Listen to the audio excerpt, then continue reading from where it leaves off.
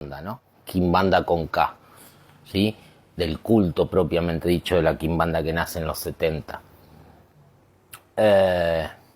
Y tenemos que empezar a abordar las cosas seriamente. Y cuando digo seriamente, hago referencia, y por más que le pese a mucho y le lastime el ego o la posición que ocuparon, en parte por culpa nuestro, o por culpa nuestra puntualmente de los sacerdotes de Umbanda, que siempre hemos optado por el silencio y no por la divulgación. Entonces, a río revuelto, ganancia de gente ajena al culto, que por alguna razón, y cuando hablo ajeno hablo propiamente dicho de algunos batuqueros, candomblecistas, hasta incluso he visto gente de la Ocha analizando la Umbanda, cuestionando y criticando a los sacerdotes de Umbanda y reclamándole los fundamentos de su culto a la Umbanda. Es decir, es típico que en Argentina o en las redes sociales encontrar, leer comentarios o oír a jefes batuqueros o a dirigentes batuqueros, o como le quieran decir, babalorillá y yalorillá, del batuque, cuestionando cosas de la Umbanda, porque no entran en la configuración o en el fundamento del batuque.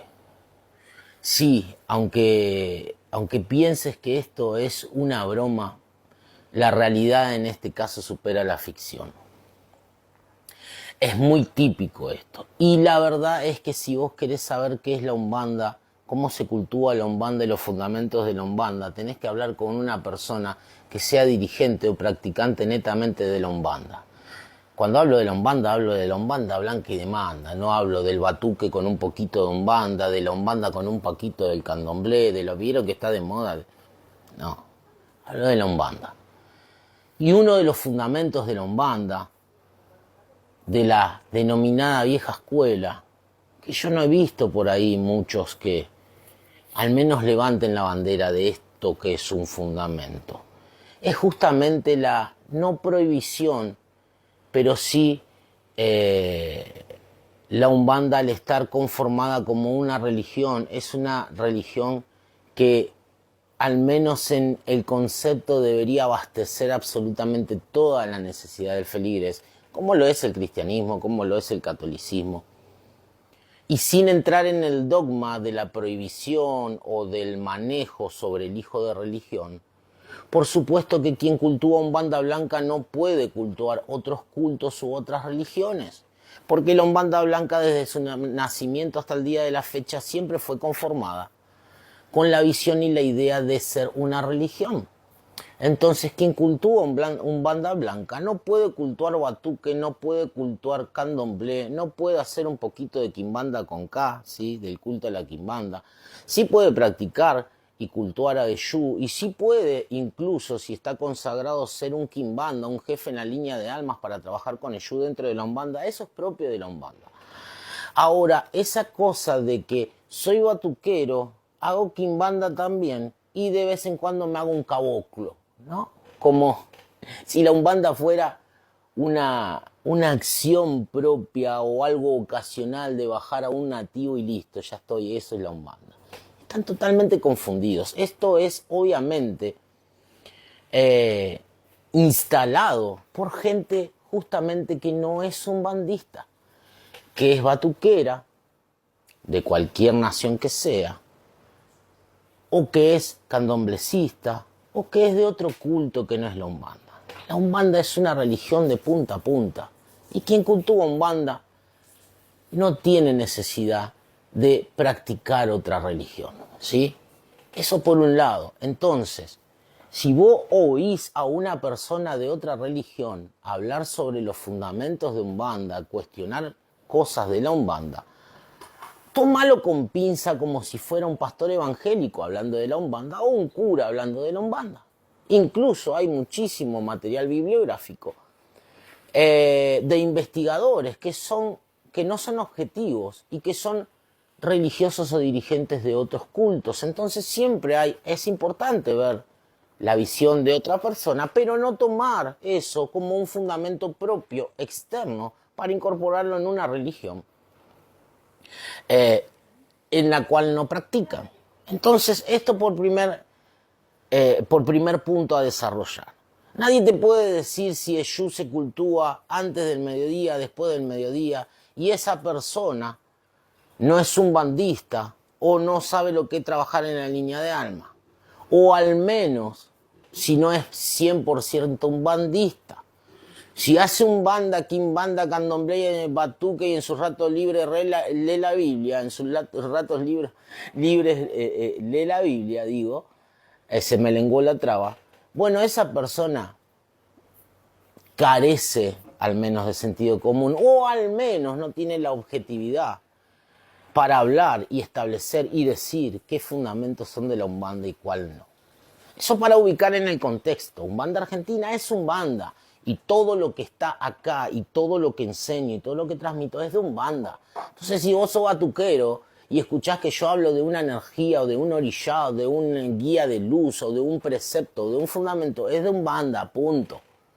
Vos no podés decir que, ay, mirá lo que dice desde la óptica del batuque, porque yo no tengo absolutamente nada que ver con el batuque, no tengo nada que ver con el candomblé, no tengo nada que ver con la umbanda mezclada con el batuque, o con la umbanda mezclada con el candomblé, o con la umbanda mezclada con el cristianismo, ¿no?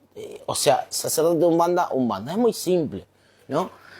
Y me siento mal hasta explicándolo, pero esto es así, esto es umbanda, punto. Por otro lado, si hablamos de Eshu y hablamos de en qué lugar, hora u horario se puede cultuar absolutamente en cualquier hora, en cualquier horario. ¿Por qué se establece la noche? Vos pensás algo, que si Eshu primeramente maneja la fuerza astral, la estrella más grande del sistema solar, ¿cuál es? El Sol, Johnny. Entonces, si el Sol es la estrella más poderosa y más grande del sistema solar, que está más cerca de la Tierra, es ilógico pensar que de día no hay fundamento para que Eshu se mueva. Entonces ya ahí ya están derribados todos los fundamentos que copiaste o heredaste de vaya a saber quién. ¿Me van siguiendo? Por otro lado, ¿por qué la historia de Eshu y la noche? Bueno, ahí tenés que ver la historia propiamente dicha. Tenés que ver el siglo XIX y el siglo XVIII en el Brasil, desde las llegadas de los quilombos como especie de unidades básicas donde concentraban a todos los grupos perseguidos, discriminados, desertores, si se quiere, de la religión oficial, gitanos, nativos, afrodescendientes y así sucesivamente. Después te puedo leer y nombrar incluso la cantidad de afiliados a cada quilombo que había por época y por siglo. Te los puedo explicar con documento en mano. Sí, eso te brinda la historia. Porque algunos se sorprenden cuando doy estos datos y dicen, ¿pero cómo puede ser? Bueno, sí, es lógico que no entiendan absolutamente nada si no están acostumbrados o perdieron la costumbre ya de la formación formal, ¿sí?, de una institución educativa. Pero acá en Umbanda Argentina tratamos de reconciliarte con esa parte. Nos gusta hablar con fundamentos y con las patitas, con las dos patitas en la realidad. Entonces tenemos que ver esta evolución, esta persecución, y que cultuar a algo tan controversial y con tanta mala fama como Eshu puntualmente en los afrodescendientes, cualquier línea y cualquier culto, estamos hablando de Eshu, tenía un contexto y había una ley incluso que acreditaba la legalidad de la persecución, la legalidad de la detención y la destrucción de las casas religiosas, de los domicilios donde se utilizaban para reunirse y cultuar a Eshu. Entonces todo eso, como un mecanismo de defensa y de supervivencia de los practicantes y de los amantes y seguidores de Eshu, les generó, obviamente, esta parte ocultista de salir a las madrugadas y a las noches, irse puntualmente a los matos o a lugares desérticos fuera del ojo de las autoridades o de la policía militar y poder desarrollar sus cultos. De ahí viene uno de los fundamentos centrales del por qué Eshu y la noche. e incluso de por qué no la vela en casa o no cultuar a Eshu en casa. Viene desde ahí.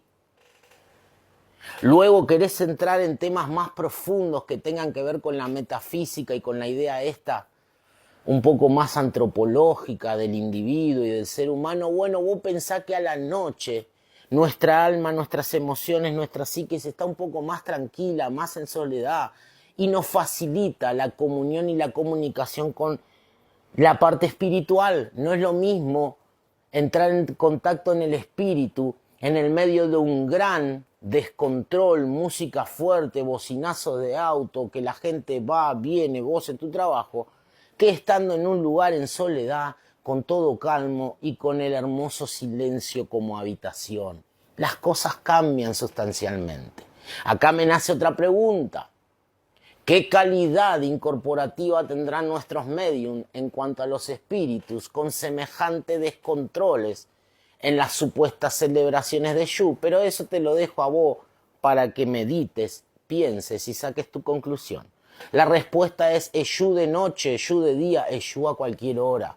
Cuando sientas su presencia, cuando tu alma se conecte y se calibre con el mundo espiritual para estar en comunión con ese misterio tan maravilloso. No solamente Eshu, Caboclo, Preto Velo y cualquier guía de luz que se te acerque para suplir tu necesidad o sencillamente hacerte un poco mejor el día. No le pongas horario a Eshu. De ahí viene otra vez el fundamento de eso de que Eshu no tolera los relojes. No, Eshu no tolera los marcos en donde lo queremos meter, sea adentro de este reloj, sea en el tiempo cronológico, sea en un contexto o sea en ciertas leyes humanas. Eshu, que haya encarnado ese espíritu no significa que hoy sea humano, y eso les duele a mucho pensarlo. ¿Por qué? Sencillamente porque pierden el control sobre el practicante. Pero a mí me tiene sin cuidado que 2 o 3 dirigentes puercos lloren y griten de odio. Un banda argentina está para